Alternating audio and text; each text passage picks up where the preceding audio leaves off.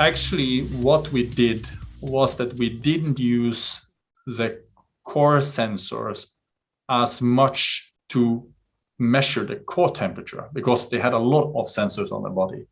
It was the cool thing with the core sensor is that it doesn't, a lot of people think that how it measures core temperature is that it uses, either they think that it's measuring the skin temperature and it applies some algorithm to offset, let's say, the difference between the skin temperature and your core temperature, or they think that it uses an offset. You can buy these thermometers on the pharmacy where you can, like, you just scan the skin of the forehead of your head or the kids or in your ear, and then you get a number there. Even though we know that if you measure directly here, it's lower, but it uses an offset.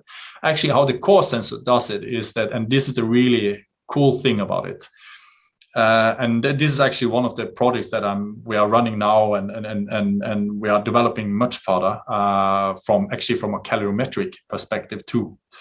And that is that the core sensor measures thermal power, or you could call it heat flux, but it measures. So you can imagine your power meter on the bike, it measures mechanical power.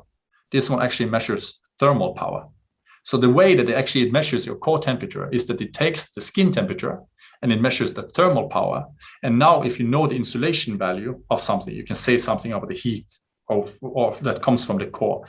It actually comes from industry. So you can imagine that if you put this on a window and on the outside of a window in a building, and you attached it there, and you knew the insulation value of the window, and you measure, okay, how warm is the window on the outside? You can't say anything about how hot it is inside, of course, because again, there can be a huge difference.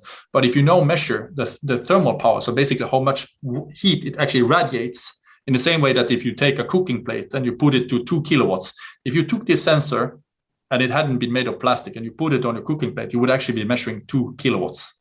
And that's actually what it does. So we put it on inside here. So this is actually one of the methods that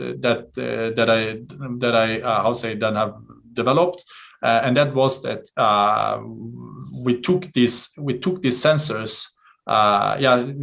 We took these sensors and put it around inside the body together with GreenTag. The scientists and people they are amazing. So they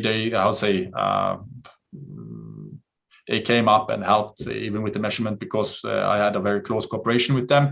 But now we can measure how much thermal power actually the suit allowed us to dissipate.